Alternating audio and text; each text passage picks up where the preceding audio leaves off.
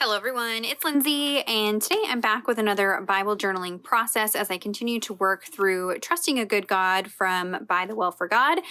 There are still kits available, so that will be linked down below for you guys. If you have not seen, I do have an unboxing and a what's in my cart video, so those will be linked down below for you guys in case somehow you missed it. You may have seen that I have been posting shorts videos here throughout the week on my channel. You can find those over on Instagram as well. And what I'm trying to do is take one of those techniques that I showed in a shorter video and then use it in the process video that I do for ByTheWell4God on Fridays. So that's what we're going to do in today's video. But first, let's kind of talk about the lesson in the day that I will be journaling. So I am continuing to work in my growth book here, and I'm doing it a little bit shorter form than I have with past kits just because of the amount of time that I have. So I'm not going into in-depth word studies and a whole ton of commentary. I'm mostly focusing on writing out the scripture and then maybe one commentary quote from like John MacArthur, David Guzik, Spurgeon, something like that. So coming to day 3 is titled Who's the Boss of Me? If you're wondering where I got these stickers, these are actually from the printable that you can purchase that coordinates with this kit. So it's got a few papers, but then it does have a page with all of the titles, which is really nice if you wanted to include those in your Bible journaling. But who's the boss of me? I first thought about journaling Jeremiah 10:23 says, I know, O Lord, that a man's way is not in himself, nor is it in a man who walks to direct his steps. So, we are not in control of ourselves.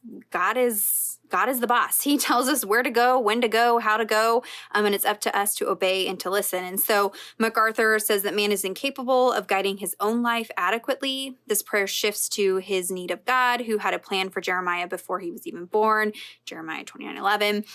So I thought about that, but then I came to 1 Corinthians 6:19 through 20, and this is actually where I'll be journaling today. It says, or do you not know that your body is a temple of the Holy Spirit who is in you, whom you have from God, and that you are not your own? For you have been bought with a price. Therefore, glorify God in your body.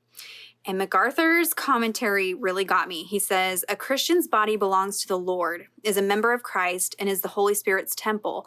Every act of fornication, adultery, or any other sin is committed by the believer in the sanctuary, the Holy of Holies, where God dwells.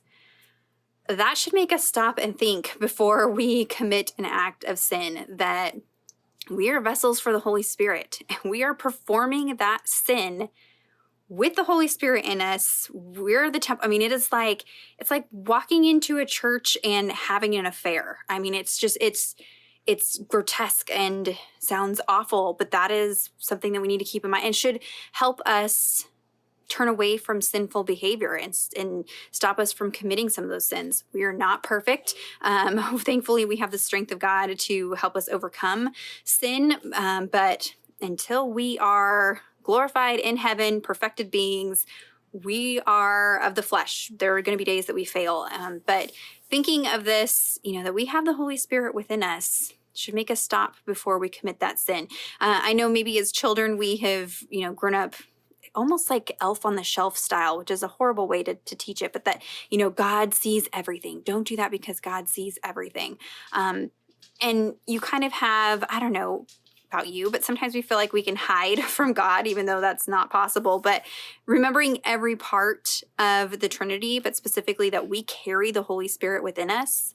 And when we sin, we're sinning with the Holy Spirit in us. That's should make us stop and think about it. So that is where I'll be journaling. But some of the other scripture that they included it for us was Romans 10:17. It says, so faith comes from hearing, and hearing by the word of Christ.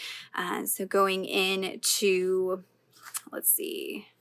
She says it is referring to our belief for salvation, but can also apply to our belief, our faith, our trust in God for all of life.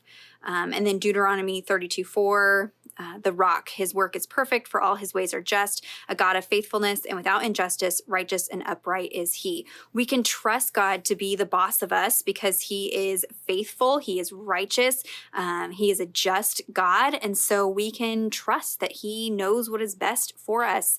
And submit to him being the boss over us. So really important there. So lots of different scripture that we could be journaling, but like I said, we're going to be camping out in 1 Corinthians 6:19 through 20.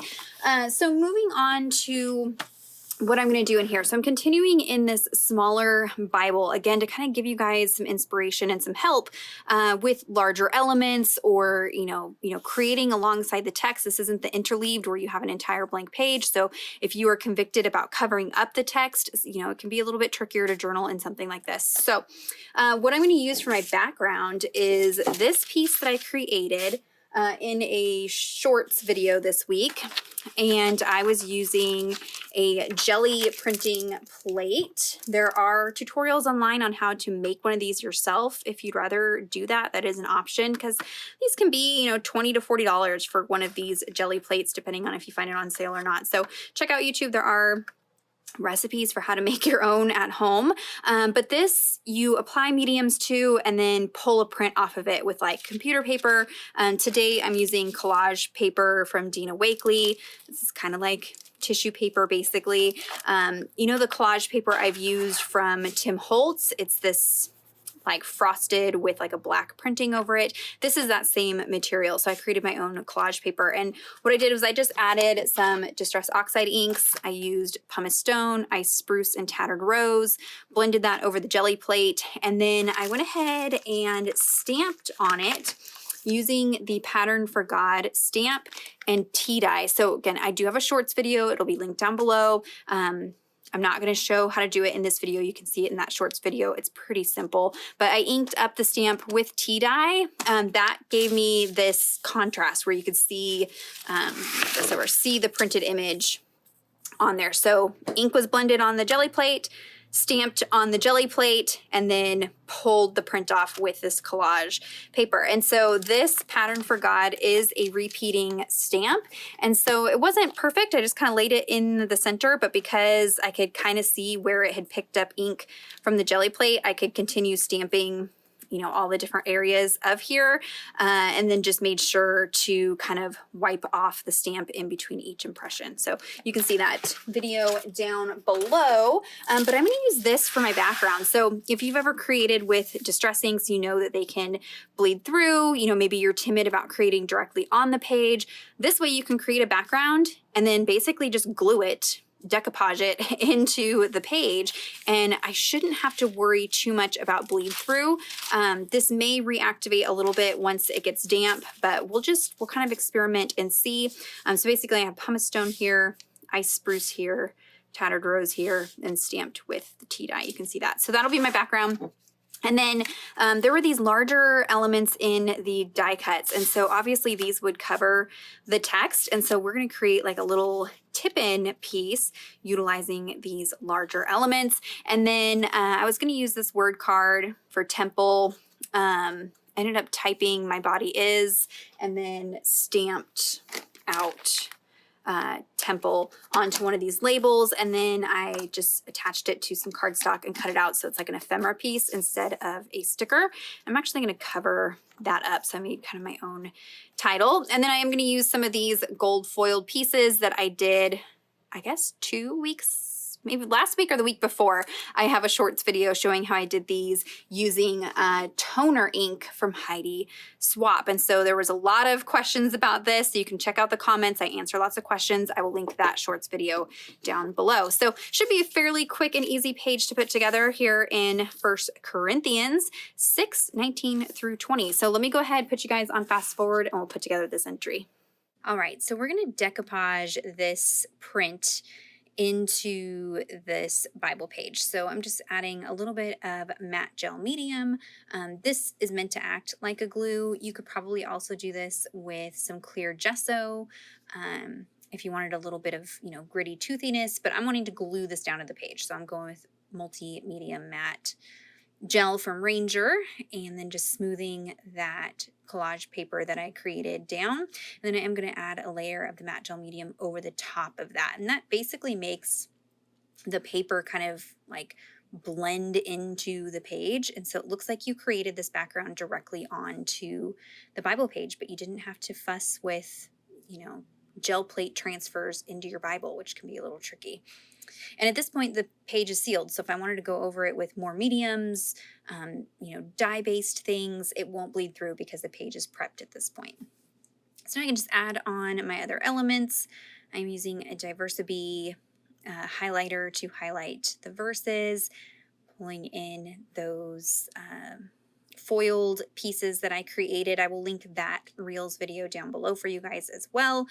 There are, I believe, other tutorials on YouTube showing how to use the Heidi Swap toner ink with stamps. So if you can't catch it in that fast video, there should be other videos out there for you. But I just added that to the back of the Word flashcard, and then I'm backing that with just some index card, because I can use the back of this element to write a prayer on, which is what I'll do off camera. So this is all going to get clustered together with that large die cut piece, and then we will use some of the washi or faux washi from the kit. This is meant to act like washi tape, but does not tear like washi tape. So I'm just using my scissors to cut a little piece of that off. And I like that this is, translucent, so it just blends right into the page. It just looks like another design element on this cluster, but it's going to act as a hinge right there so that I can flip it over and write on the back side of that card. And then I'll just use these other die cut pieces to kind of finish off the page here. I'm kind of creating a triangle with those 3 mandala pieces. And that's it. Super, super, super simple entry. I think it would have been done in less than 30 minutes today. So there's a look at all that really fun detail on the background. If you have any questions or comments, be sure to leave those down below for me. Check out the description box for links to everything that I used. Give this video a thumbs up if you enjoyed it, if it was inspiring. Subscribe to my channel if you're not already subscribed. And until next time, thank you so much. Bye-bye.